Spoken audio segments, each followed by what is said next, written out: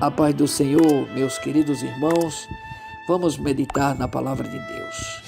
Quero chamar a sua atenção para nós lermos um texto na palavra do Senhor que está escrito na segunda carta do apóstolo São Paulo aos Coríntios, no capítulo 4 e o versículo 18, que diz assim a palavra de Deus: não atentando nós nas coisas que se veem, mas nas que não se veem, porque as que se veem são temporais, e as que se não veem são eternas. Acaso já vos detivestes a pensar que no universo há mais coisas que não podemos ver do que as que nos são visíveis? Os olhos humanos veem, na verdade, bem pouco. Tomemos o grande e maravilhoso universo celeste que nos ensina, com seus sóis, sistemas e vias lácteas. Tempos houve em que nosso olhar só podia alcançar cerca de 2.000 estrelas. Hoje, pelo telescópio, podemos ver literalmente milhões e ainda há mais. É o que vemos simplesmente em linhas gerais, não em detalhes. Mesmo em Marte, nosso vizinho mais próximo, vemos o que se nos afiguram campos e canais, mas bem pouco se manifesta claramente.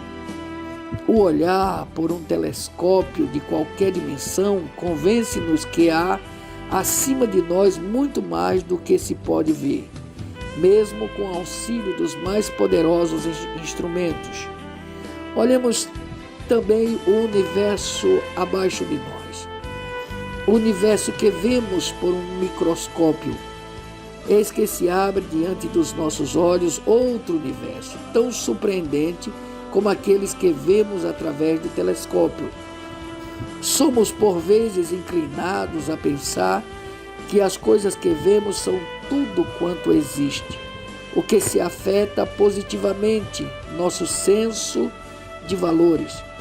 Não nos enganemos, as coisas visíveis, isto é, o que é material, compreende apenas a estrutura do universo em que vivem e se movem os seres morais. Claramente, aquilo que serve um maquinismo é mais importante do que a própria máquina.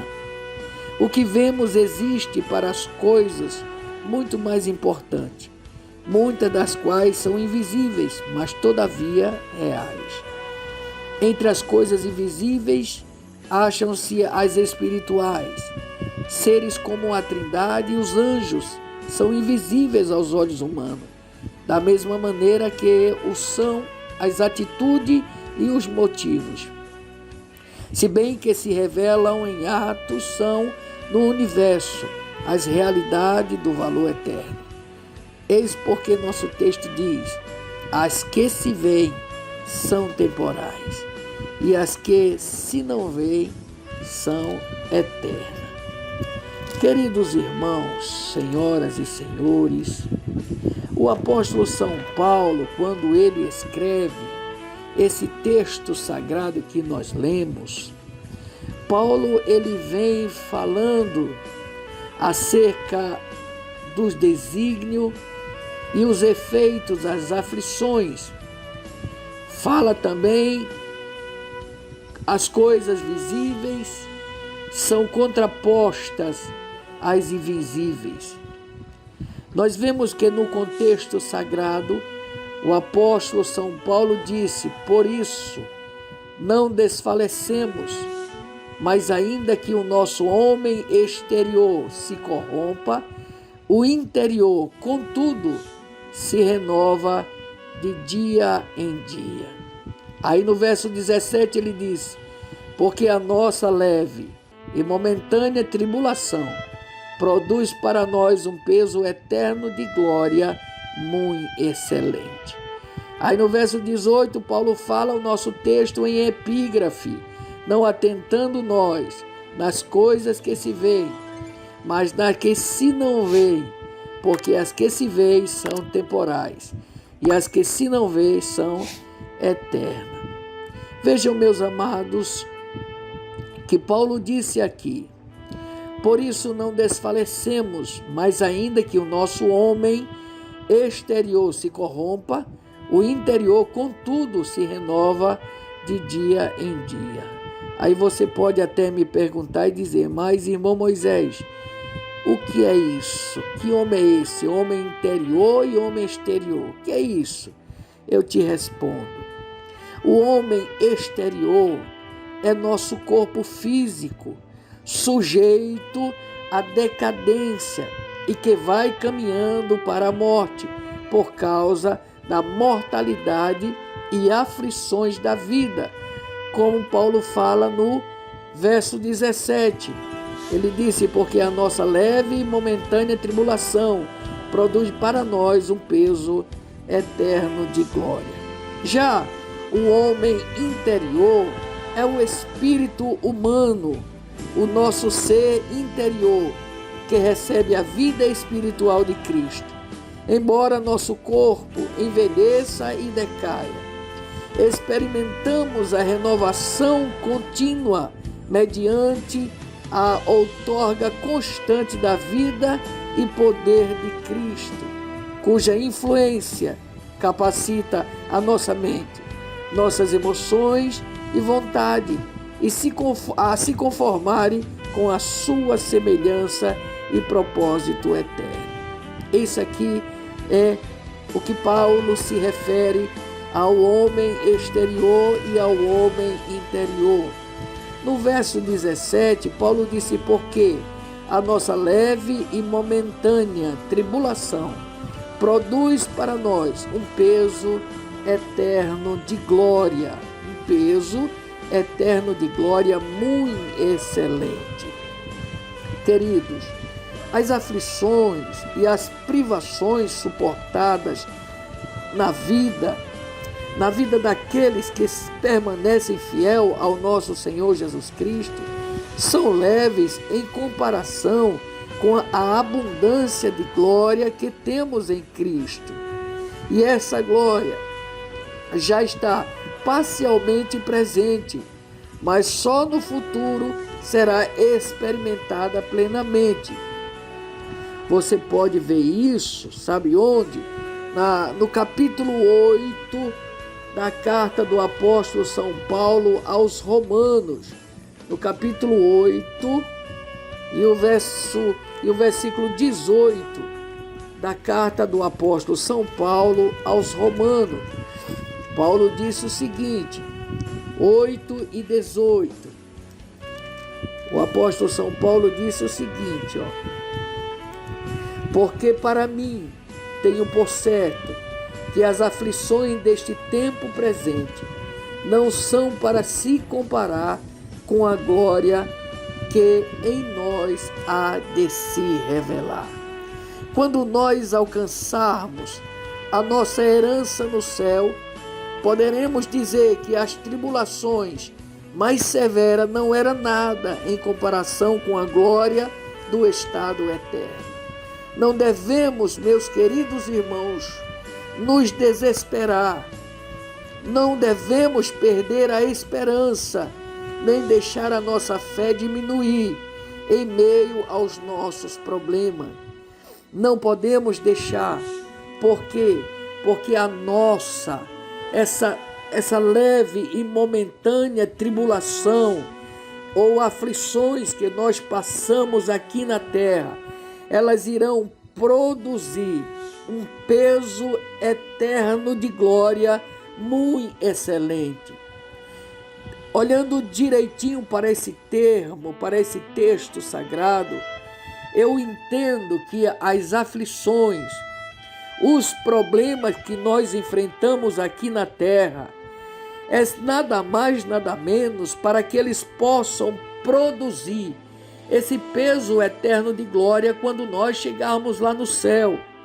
Se nós que passamos por esses problemas, por tantas lutas, por tantas aflições, por tantas coisas que sufoca a nossa alma, se nós tivermos a paciência de suportar todos esses tipos de aflição, todos esses tipos de problemas e de aflições, com certeza, quando nós chegarmos no céu, o Senhor nosso Deus, Ele vai nos dizer: tudo que você passou lá na terra produziu um peso eterno de glória muito excelente. Mas que glória é essa? Nós sabemos que glória, meus queridos irmãos, é exaltação. Quando uma pessoa glorifica outra pessoa, ela está exaltando aquela pessoa, como o nosso Deus falou usando a boca do profeta ou do salmista no Salmo 91. No Salmo 91, Deus usa a boca do salmista para fazer algo impressionante para nós que habitamos no esconderijo do Altíssimo. Veja o que ele disse aqui no verso 16, se não me falha a memória. Veja o que ele disse aqui, o Senhor Deus usando a boca do salmista. Ele disse assim, no versículo, vamos ler a partir do versículo 15. Diz assim, ele me invocará e eu lhe responderei. Estarei com ele na angústia, livrá-lo-ei e o glorificarei. Está vendo aqui que o nosso Deus aqui, o próprio Deus, ele glorificará aquele que invoca o seu nome, aquele que habita no seu esconderijo. Deus, o próprio Deus disse, ele me invocará e eu lhe responderei. Estarei com ele na angústia, livrá-lo-ei e o glorificarei. Aí você pode até dizer, mas Deus glorificando o homem? Sim, meus amados irmãos, senhoras e senhores. Aqui o Senhor diz que vai livrar aquele que lhe invoca. Veja, ele disse, para aquele que invoca o seu santo nome, ele disse, eu vou responder, vou estar com ele na angústia, vou livrá-lo da angústia, da aflição e dos problemas que ele está passando e vou glorificá-lo. Ou seja, Deus está dizendo, eu vou exaltá-lo. Eu vou exaltá-lo, eu vou colocar ele em uma alta posição. Deixa eu te dizer nessa manhã que o prazer do Senhor nosso Deus é exaltar aquele que é fiel a Ele na dor, na tristeza, na angústia, aquele que é fiel a Ele nos percalços que vem contra a sua vida, aquele que é fiel a Deus em todos os aspectos, o Senhor o glorificará, ou seja, o Senhor o exaltará para a glória do seu santo nome.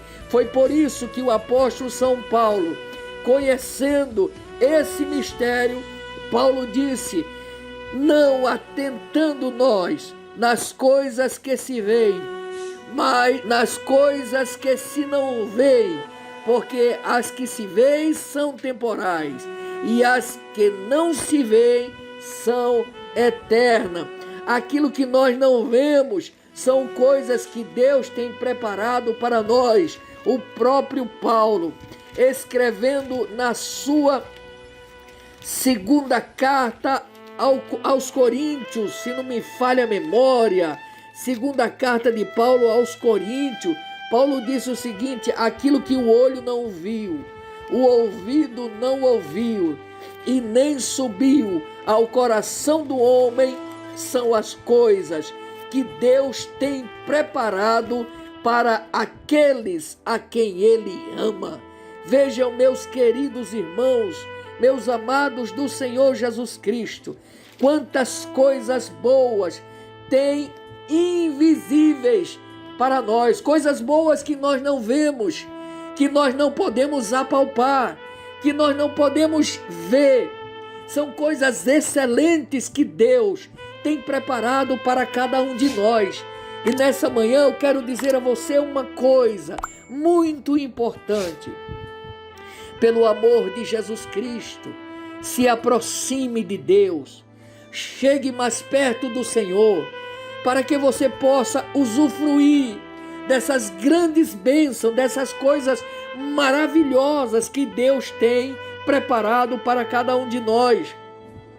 Se você ainda não aceitou a Cristo como teu único Salvador pessoal, faça a sua decisão agora.